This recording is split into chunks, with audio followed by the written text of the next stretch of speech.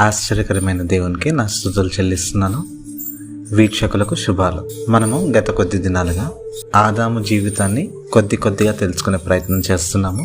నిన్నటి దినాన ఆదాము మరియు అవ్వలు ఫలాన్ని తిన్నప్పుడు వారిలో సంభవించిన మార్పులను గురించి తెలుసుకున్నాము. నేను ముందుగా ఈ మార్పు వలన కలిగిన మేలులను వివరించి ఆ తర్వాత కీడును గురించి వివరించాలనుకున్నాను.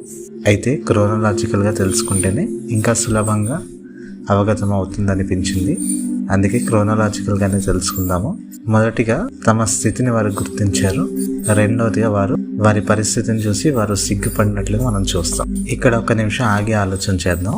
ఈ సిగ్గు అనేది పూర్తిగా మంచి లక్షణము లేదా పూర్తిగా చెడు లక్షణం అని స్పష్టంగా చెప్పలేము. అయితే ఈ రోజు మాత్రము ఈ సిగ్గు వల్ల కలుగు కొన్ని ప్రయోజనాలు మాత్రం ఆలోచించారు. ఈ సిగ్గు వల్ల కార్యనిర్వహణలో చాలా ఆటంకాలు వస్తాయి. అయితే దీనివల్ల చెడు కార్యాలు, అవమానాలు, అలాగే చాలా వరకు ప్రమాదాలు కూడా నివారించవచ్చు. ఈ సిగ్గు కలిగి ఉన్న వారందరూ కూడా మృదువైన మనస్కులు, ఇతరులకు హాని చేయడానికి ఇష్టపడరు.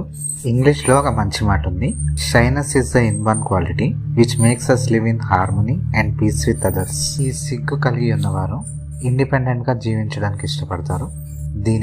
దీనివల్ల వ్యక్తిగత వికాసం జరుగుతుంది. చివరిగా సిగ్గుని కలిగి ఉన్నవారు మాట్లాడడం కంటే వినడానికి ఎక్కువగా ఇష్టపడతారు. ఇంతవరకు కూడా సిగ్గు వలన కలుగు ప్రయోజనాలు ఏంటో గమనించాము. దీని ద్వారా మనం ఏం నేర్చుకోవాలంటే అవమానాలు, సమస్యలు, శోధనలు ఇలాంటివన్నీ సిగ్గు కలిగి ఉండడం వల్ల నివారించవచ్చు. సిగ్గు కలిగి ఉండడం వల్ల ఇతరులకు హాని లేదా కీడు లాంటివి తలపెట్టము. అలాగే మన వ్యక్తిగత పురోగతి కొరకు కొద్దిగా సిగ్గు మరియు మొహమాటం కలిగి ఉండడం మంచిదే. చివరిగా అతి ముఖ్యంగా ఈ సిగ్గు కలిగి ఉండడం వల్ల మనము వినే స్వభావాన్ని నేర్చుకుంటాము. దేవుని గ్రంథం కూడా వినేవారిగా ఉండమని చెప్తుంది. వినడం వల్ల చాలా ప్రయోజనాలు ఉన్నాయి. అవి తర్వాత ఎప్పుడన్నా మనం నేర్చుకుందాం. ఇంతవరకు చెప్పిన విషయాలన్నీ కూడా సిగ్గు కలిగి ఉండడం వల్ల మనం నేర్చుకోవచ్చు. అందరూ జ్ఞానవంతులే కదా, మరి ఆలోచన చేయండి. దేవుడి మాటలు దీవించుగాక.